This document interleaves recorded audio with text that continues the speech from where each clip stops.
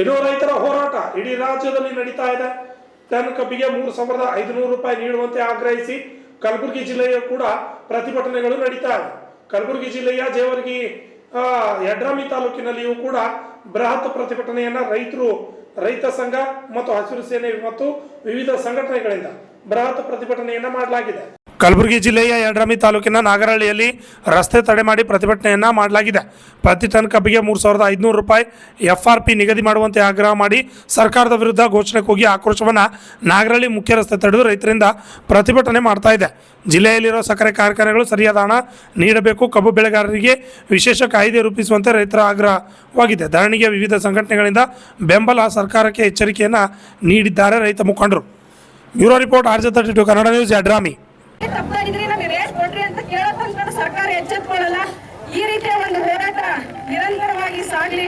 ನಮಗೆ ಏನೇ ಕಷ್ಟ ಇದ್ರು ಕೂಡ ರೈತರಿಂದ ರೈತರಿಗಾಗಿ ರೈತರಿಗೋಸ್ಕರ ನೀವೇನೇ ಕಾರ್ಯಕ್ರಮ ಮಾಡಿದ್ರು ಕೂಡ ಆ ಕಾರ್ಯಕ್ರಮದಲ್ಲಿ ನಾವು ಭಾಗಿಯಾಗ್ತೇವೆ. ನಮ್ಮ ರಾಜ್ಯಾಧ್ಯಕ್ಷರಲ್ಲಿ ಎಲ್ಲಿ ಕಳ್ಕೊಂಡಿಲ್ಲ, ಅವರು ಕೂಡ ಎಲ್ಲಾ ಹೋರಾಟಕ್ಕೂ ನೀವು ಭಾಗಿಯಾಗ್ರಿ ಅಂತೇಳಿ ನಮಗೆ ಆದೇಶ ಬಂತು.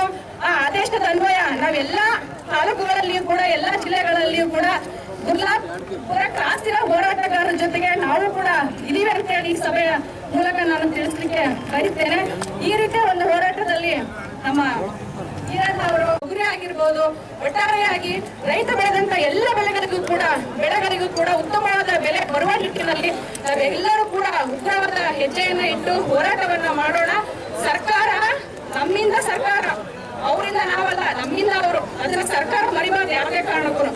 ಆ ನಿಟ್ಟಿನಲ್ಲಿ ಕಣ್ಣು ತೆರೆದು ನಮ್ಮ ಬೆಳಗಾವಿ ಜಿಲ್ಲೆಯಲ್ಲಿ ನಮ್ಮೂರೇನಾದ್ರೂ ರೈತರಿಗೆ ನ್ಯಾಯ ದೊರಕಿಸ್ಕೊಡ್ತಾರೆ ಅನ್ನೋ ಒಂದು ನಂಬಿಕೆ ಇದ್ದು ಅವರು ಕೂಡ ಹೇಳುತ್ತಾ ಇದ್ದಾರೆ.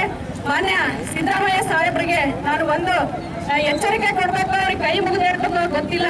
ಆದಷ್ಟು ಬೇಗನೆ 3,500 ರೂಪಾಯಿ ಇದೇನು ದೊಡ್ಡ ಅಮೌಂಟ್ ಅಲ್ಲ.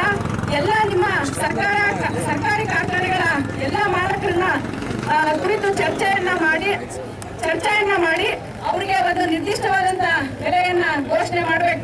ಇದು 3,500 ರೂಪಾಯಿ ಕಡಿಮೆ ನಾವು ಕೇಳ್ತಾ ಇರೋದು. ನಮಗೆ 10,000 ರೂಪಾಯಿ ಕೊಟ್ಟರು ನಿಮ್ಗೆ ಸರ್ಕಾರ ಕ್ಲಾಸ್ ಆಗಲ್ಲ. ಇದನ್ನ ನೀವು